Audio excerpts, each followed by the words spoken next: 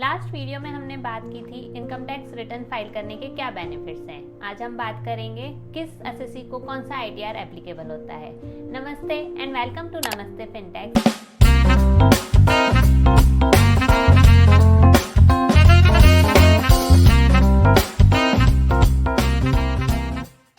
I am CA Vanita and I am Ajay, and in today's video we are unpacking the ITR forms which are applicable for FY 24-25 and the difference between old and new tax slab systems.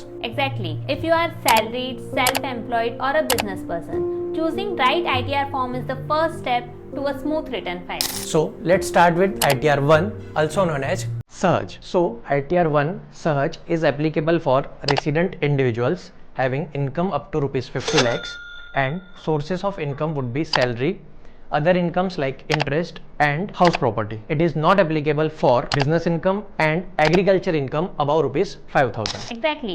Most salaried individuals having simple interest income fall into this category. Now, if you have sold shares, mutual funds or any house property, you need to file ITR 2. ITR 2 is for individuals or HUFs having capital gain income, having more than one house property or having a foreign assets or foreign income.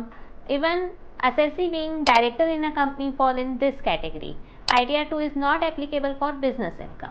Right. So for freelancer, consultants or professionals, here comes ITR 3. So ITR 3 is applicable for individuals, HUFs having income from business or professional. Also for consultants, freelancer and partner in firm. It is also applicable if anyone has opted out for presumptive taxation system and it is maintaining proper books of accounts. Well said, Ajay. Now comes the most popular one for businesses and professions who opt for presumptive taxation, that is ITR 4 Sugam. ITR 4 is applicable for individuals, HUFs, partnership firms excluding LLPs who have opted for presumptive taxation under section 44AD, 44AE, 44ADA and who have professional receipts up to 50 lakh rupees or business turnover up to 2 crore rupees. ITR 4 is not applicable if you have foreign assets or foreign income and the assessee is director in a company. So now quickly covering the rest, that is ITR 5, 6 and 7. So ITR 5 is for partnership firms, AOPs, BOIs and LLPs. ITR 6 is for companies who are not claiming exemption under section 11 and ITR 7 is for political parties, trust and charitable institutions. So let me explain that section 11 part. What is section 11? Section 11 of Income Tax Act provides tax exemption to the income derived from trust or institutions for charitable or religious purposes. अगर कोई company charitable trust के under में registered है और उनको जो income derive हो रही है जैसे एजुकेशनल इंस्टीट्यूशंस, हॉस्पिटल्स और कोई रिलीजियस ट्रस्ट हैं, इन्हें ITR 6 एप्लीकेबल नहीं है, इन्हें ITR 7 फाइल करना है. So ITR 6 is applicable for companies who are actively engaged in business activities or any commercial activity and not claiming exemption under section 11. अब हम बात करते हैं important ITR filing due dates की. 31 जुलाई ड्यू डेट है इंडिविजुअल एसएससी जिन्हें audit applicable नहीं है. 31 अक्टूबर ड्यू डेट है एसएससी के लिए जिन्हें टैक्स ऑडिट एप्लीकेबल है एंड 30 नवंबर ड्यू डेट है ट्रांसफर प्राइसिंग रिटर्न फाइलिंग.